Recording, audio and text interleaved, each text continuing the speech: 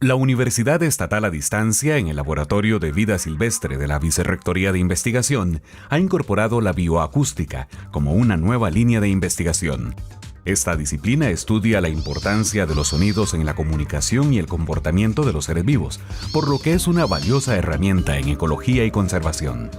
Cabe destacar que gracias a este proyecto, el Laboratorio de Vida Silvestre inicia una colección científica bioacústica neotropical que resguarda grabaciones de sonidos emitidos por seres vivos. Para hablar de este tema, la producción de Umbrales invitó a la investigadora María Isabel Di Mare.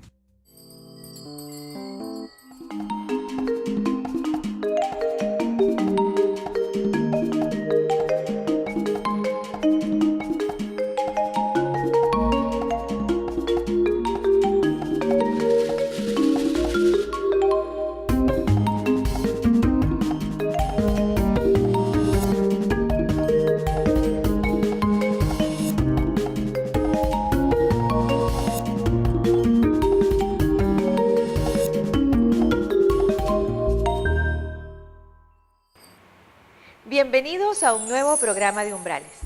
Hoy hablaremos sobre bioacústica y hemos invitado a María Isabel Di Mare. Bienvenida, María Isabel, y gracias por acompañarnos. Muchas gracias por la invitación, un placer. Cuéntenos, María Isabel, ¿qué es bioacústica? Vamos a decirlo en unas palabras sencillas primero. Bioacústica, su palabra está formada por bio y acústica. Bio, de seres vivos, acústica de sonido. O sea, es el estudio de los sonidos que realizan los seres vivos. Algo en la forma más sencilla. Pero si uno lo analiza, los seres vivos, para hacer sonidos, tiene que haber alguien que realiza el sonido. Ese sonido viaja por un medio que puede ser, por ejemplo, agua o aire, y llega a un receptor, que es un organismo que escucha, que es capaz de percibir el sonido. Entonces, como hay diferentes tipos de sonido, en realidad el tipo de sonido que puede hacer un organismo depende de sus estructuras anatómicas, de su fisiología. Hay muchos sonidos que producen los animales, por ejemplo, e incluso nosotros no todos los percibimos, porque aquel organismo que va a percibir el sonido a su vez necesita estructuras especializadas para poderlo recibir. Entonces, desde este punto de vista vemos que la cosa es un poquito más complicada en cuanto a que es todo un engranaje que hay para que se realice la emisión y recepción del sonido. María Isabel, ¿para qué estudiar los sonidos? ¿De qué nos sirve? Ya vimos que los seres vivos producen sonidos, pero en realidad no los producen antojadizamente. Ellos están buscando una comunicación. Entonces los sonidos están muy relacionados con toda la ecología y la sobrevivencia de los organismos. Cuando un individuo emite un sonido, en realidad quiere comunicar algún estado que puede ser de muy diferentes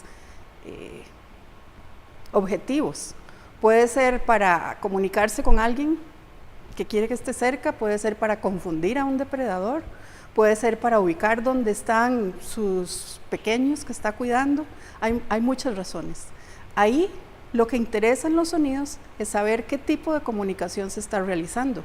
Podemos pensar en la época de cortejo de las aves, que oímos gran cantidad de sonidos y cada uno tiene diferentes formas de realizarse, diferentes funciones. También son tan diferentes porque eso está directamente relacionado con la especie. Cada especie tiene su forma de comunicarse e incluso dentro de cada especie hay diferencias que son locales. Entonces es algo bastante elaborado y por ello mismo, al estudiar el sonido, eso nos da una gran cantidad de información que incluso nos ayuda a entender desde su ecología hasta algo tan complejo como su evolución. A continuación escucharemos a dos investigadores de la UNED quienes nos hablarán sobre la relación entre la bioacústica y la reproducción y adaptación de las aves. La bioacústica puede relacionarse con una gran cantidad de aspectos. En este caso podríamos relacionarlo con lo que es reproducción de las especies, ya que muchas de las especies, en este caso aves, realizan sus vocalizaciones en época reproductiva. Entonces podríamos determinar en qué periodos esas especies se empiezan a reproducir. Además, la bioacústica permite relacionar lo que es la cobertura con las vocalizaciones de algunas especies. En este caso, algunas especies se encuentran adaptadas a áreas abiertas y otras a densidades de vegetación mayor, como lo son los parches boscosos. Por eso es importante en algunos casos relacionar o comparar estas vocalizaciones en áreas de cultivo con áreas boscosas, dado que muchas especies cambian sus tonos o sus vocalizaciones en dependencia de este nivel de cobertura. En el caso de las grabaciones de los sonidos de las aves, en este caso, lo que utilizábamos pues era una grabadora y un micrófono con el cual ubicábamos los individuos siguiendo una línea alrededor del parche y también en los cultivos. En este caso lo que se realiza es una grabación de esa vocalización durante al menos 1 minuto, con el cual luego se permite utilizar esta información para analizarlo en un programa de análisis específico para estas vocalizaciones denominado Raven. Para cada una de estas grabaciones es necesario registrar la mayor cantidad de datos posibles. Existen datos indispensables como lo son la fecha y el sitio en el cual se está realizando esa grabación, así como otro tipo de datos que podemos registrar. En este caso, en qué planta se encontraba esa especie vocalizando, qué interacción tenía con otros individuos, de qué se encontraba alimentando, y después poder utilizar esta grabación para realizar análisis. Sin embargo, es importante que esta grabación quede registrada y por tanto en algún tipo de colección. Con las aves usualmente trabajamos muy temprano en la mañana. A las 5 de la mañana estamos en campo armando el equipo y luego empezamos a transitar rutas ya establecidas en los diferentes parches de los cultivos. Luego buscamos intensivamente los nidos, ya sea en la parte alta de la vegetación y luego en el piso. Caminamos aproximadamente 1 kilómetro utilizando como instrumento una varilla con un espejo en la parte alta para poder detectar si hay polluelos o están los huevos o si el nido está vacío realmente. Entonces en ese momento cuando se identifica un nido, anotamos todos los datos como la posición geográfica, si el nido está activo, está inactivo, esperamos un momento muy callados para saber si los padres están llegando o están construyendo el nido en ese momento. Los instrumentos que utilizamos para la búsqueda de nidos están los binoculares, la cámara de foto, que es muy indispensable para tener los registros de los nidos, y si hay la posibilidad de fotografiar nidos en el piso con huevos, pues registrar también ese nido. Las épocas en que muestreamos nosotros fue desde febrero hasta inicios de junio, por 2 años consecutivos. Esto coincide muchas veces con la época reproductora de la mayoría de las aves observadas ya previamente en los parches que estamos estudiando. Luego también nace la idea de grabar también los sonidos en esas épocas para poder determinar el pico reproductivo a través de los sonidos de las aves que realizan cuando están reproduciéndose. La importancia de estos proyectos radica en que se puede intervenir varias disciplinas, ¿verdad? Y también utilizar técnicas modernas, como en este caso la bioacústica, para complementar estos proyectos de investigación y tener resultados mucho más, con más valor, más peso, y tomar decisiones de manejo, en este caso, de estos ambientes fragmentados.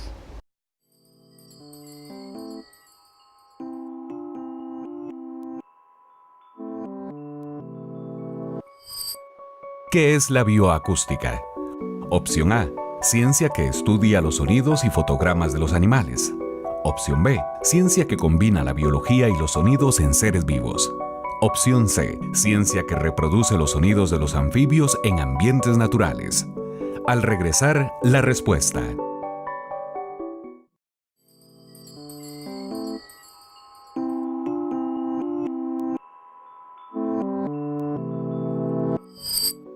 ¿Qué es la bioacústica? La bioacústica es una rama de la física que se encarga de estudiar el sonido de los seres vivos y sus interacciones con la naturaleza y el universo. Respuesta correcta, opción B. La investigadora María Isabel Di Mare de la UNED muestra varios ejemplos y usos de los instrumentos tecnológicos que podemos utilizar para captar los diferentes sonidos. La bioacústica es mediante la cual vamos a estar grabando sonidos que hacen los animales, los cuales queremos poder registrar con claridad para después poderlos estudiar. Para ello necesitamos 3 equipos básicos. Primero, un micrófono, que es con el que vamos a captar los sonidos, como un ejemplo que tenemos acá. Una grabadora, que es con la que vamos a registrar los sonidos que van a quedar grabados para después poderlos analizar. Y hay un tercer elemento que ayuda a tener, que es audífonos, que nos permite poder estar escuchando cómo se está grabando el sonido para saber que es de una calidad suficiente para después poderlos estudiar. A mi lado tengo dos ejemplos del equipo primero que mencionamos, que son los micrófonos. Aquí hay un micrófono que se llama tipo rifle, suena un poco extraño, pero este es un micrófono direccional. Si yo lo direcciono así, va a grabar exactamente lo que tengo enfrente. Si hay algo que está un poco más corrido, no lo va a grabar. También tiene esta parte que es la que permite que yo no esté tocando directamente el micrófono, porque al yo simplemente rozar, esos crearán sonidos que me van a distorsionar mi grabación. De esta manera puede tener una mejor calidad.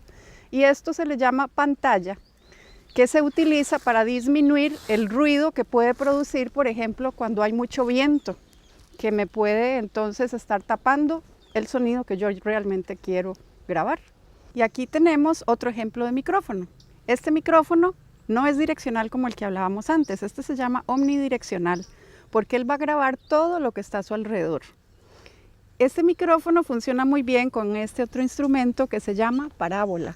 La parábola tiene esta parte de tela, que es una pantalla igual que la que habíamos visto en el otro micrófono, para disminuir los efectos del viento.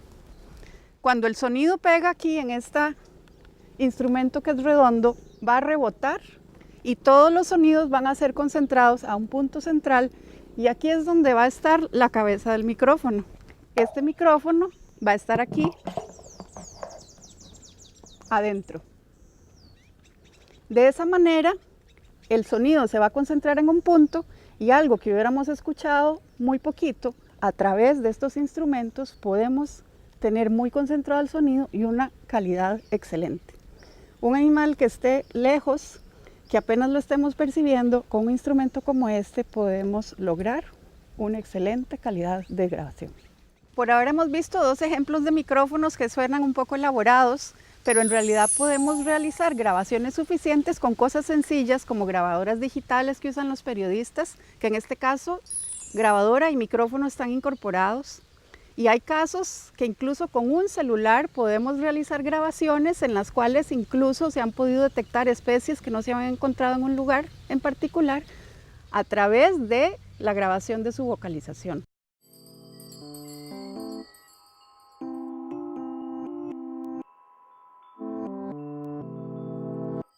Continuamos hablando con María Isabel Dimari.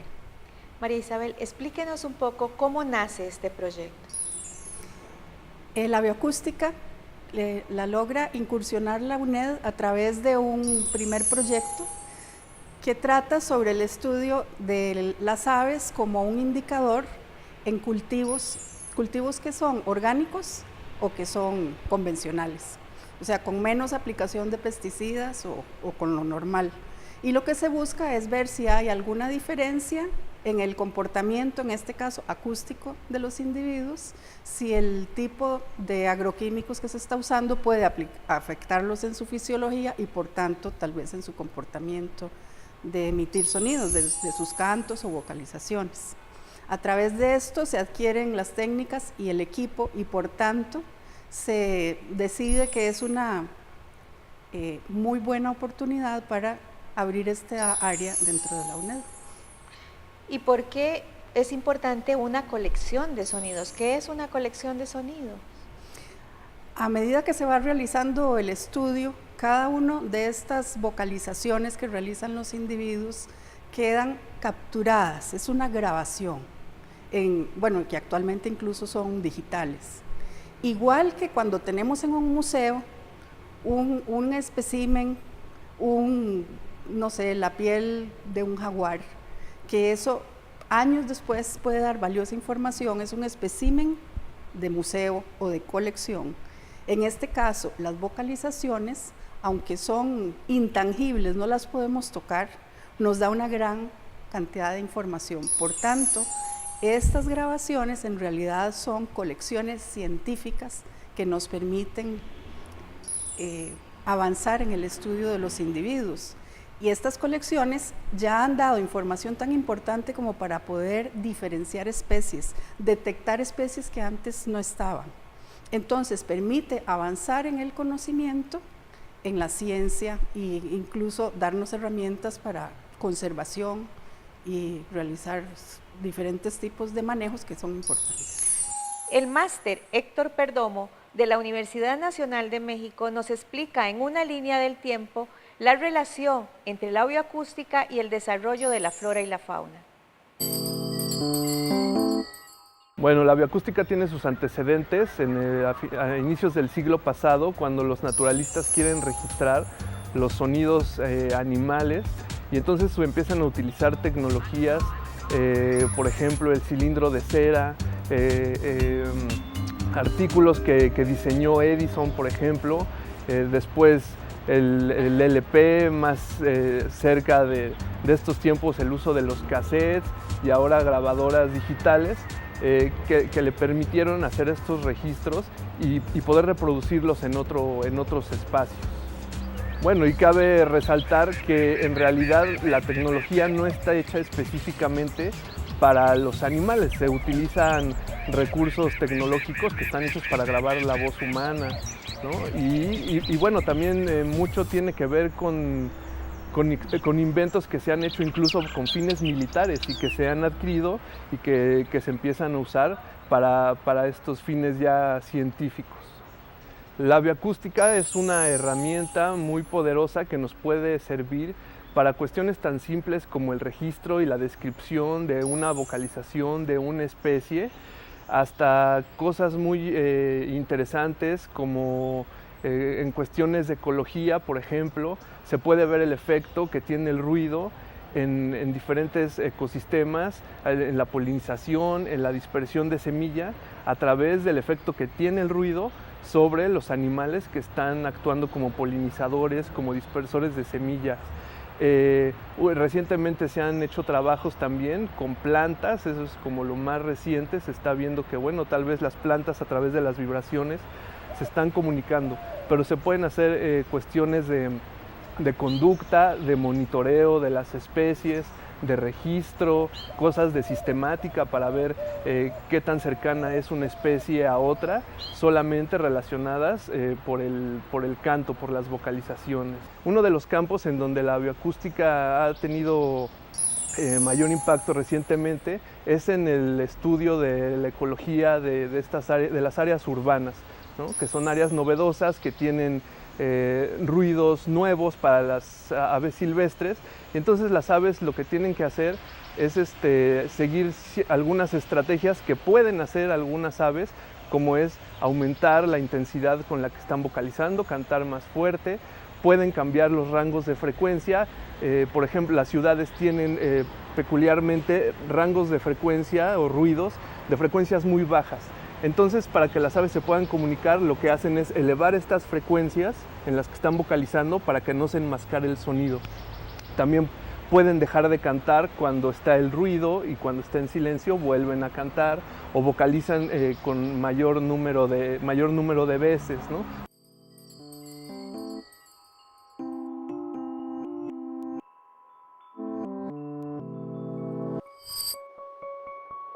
¿Qué es la acústica? Opción A es el estudio de la música. Opción B es el estudio del audio en los animales. Opción C es el estudio de los sonidos. Al regresar, la respuesta.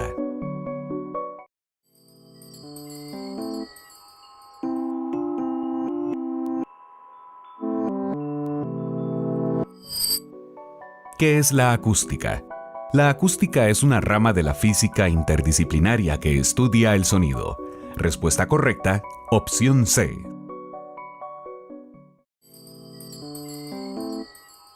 En la siguiente cápsula de Umbrales, Fernando González, experto mexicano en bioacústica, nos habla sobre el concepto y la importancia de los cantos entre las aves. Bueno, la bioacústica es la forma que tienen los animales de comunicarse a través de señales acústicas, en este caso los cantos, por ejemplo, los gritos, ¿no? Y esto aplica a la mayoría de los animales, ya sean aves, mamíferos, anfibios anuros como las ranas, los sapos, ¿no? En la parte, digamos, los primates, los murciélagos sería en la parte terrestre, ¿no? En la parte acuática, pues también se da la comunicación a través de señales sonoras que son en los mamíferos marinos, por ejemplo, las ballenas, los delfines, que también se comunican a cortas y grandes distancias con señales, ¿no? Entonces, las señales acústicas se transmiten mucho más rápido en los ambientes acuáticos que en los ambientes terrestres, como el aire, por ejemplo, ¿no? Entonces, digamos que los sistemas para estudiar esa comunicación entre ambientes acuáticos y ambientes terrestres, pues es muy diferente, ¿no? ¿Sí? Y esto está muy desarrollado sobre todo en los ambientes ambientes marinos, ¿no? Y en el caso de los murciélagos, por ejemplo, como emiten sonidos de muy alta frecuencia, pues se necesitan aparatos especiales para poder detectar esas señales, ¿no? A diferencia de los ambientes terrestres en que simplemente con una grabadora y un micrófono se pueden grabar las señales, ¿no? Porque son audibles, ¿no? Entonces todo lo audible se puede grabar. Bueno, la bioacústica es muy importante porque nos permite saber cuál es la información codificada que está en esas señales y cómo se comunican los animales, ¿no? Para esto debe haber un emisor y un receptor, ¿no? El emisor emite una señal que alguien tiene que decodificar.